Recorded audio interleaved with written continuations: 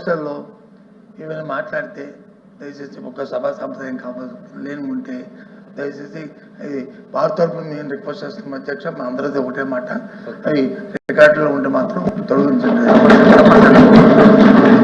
చంద్రశేఖర్ రెడ్డి గారు తక్కువ సమయం ఉంది కాబట్టి ఇంకా చాలా మంది ఉన్నారు. నమస్కారం.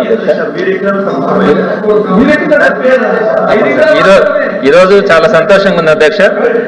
మాతో పాటు ఒక కమిట్మెంట్ కలిగినటువంటి ఒక లీడర్ ఈరోజు ఈ శాసన మండలికి సంబంధించి డిప్యూటీ చైర్మన్ గా ఏకగ్రీవంగా ఎంపిక కావడం అన్నది చాలా సంతోషం అధ్యక్ష.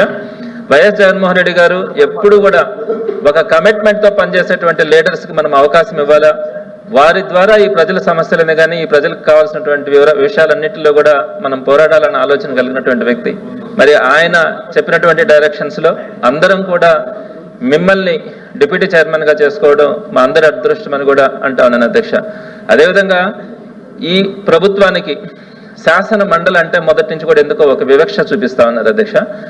ఎగ్జాంపుల్ చెప్పాలంటే నిన్నటి రోజున డిఎస్సి గురించి పక్కన మొదటి రోజే మొదటి క్షణాల్లోనే అక్కడ చర్చకు వచ్చి ఇక్కడ ప్రతిపక్షంలో డిమాండ్ చేస్తా ఉన్నా కూడా శాసన మండలిలో వారు చర్చించడానికి ఈ రోజుకి కూడా ముందుకు రాకపోవడం, వారు చేసినటువంటి తప్పులు కానీ అక్రమాలు కానీ అన్యాయాలు కానీ అవన్నీ కూడా ఎక్కడ బయటపడతాయన్న ఉద్దేశంతో ఈ శాసన మండలి గొంతు నొక్కడానికి వాళ్ళు ప్రయత్నిస్తా ఉన్నారు అధ్యక్ష. అదేవిధంగా రెండో పాయింట్ కూడా మన ఎల్ఓపి గారిని అవమానించడం కానీ చైర్మన్ గారిని కూడా గతంలో అనేక సందర్భాల్లో శాసన మండలి చైర్మన్ గారిని కూడా వారు అవమానించినటువంటి పరిస్థితి ఇందాక కూడా చూసాం వారు మాట్లాడినటువంటి తీరు.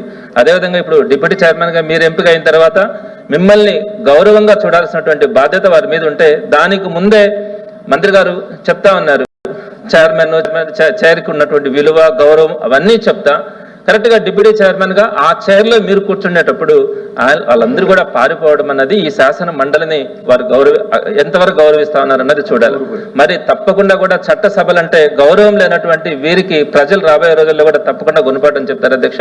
మీరు ఇంకా భవిష్యత్తులో మరింత ఉన్నత స్థానానికి మీరు వెళ్ళాలని, అదేవిధంగా మంచి మనసు కమిట్మెంట్ ఉండేటువంటి వ్యక్తి ఆ స్థాయికి వెళ్ళినప్పుడు మిమ్మల్ని గౌరవమైనటువంటి స్థానంలో చూడాలని మనస్ఫూర్తిగా ఆకాంక్షిస్తూ మరొకసారి మీకు శుభాకాంక్షలు తెలియజేస్తున్నాను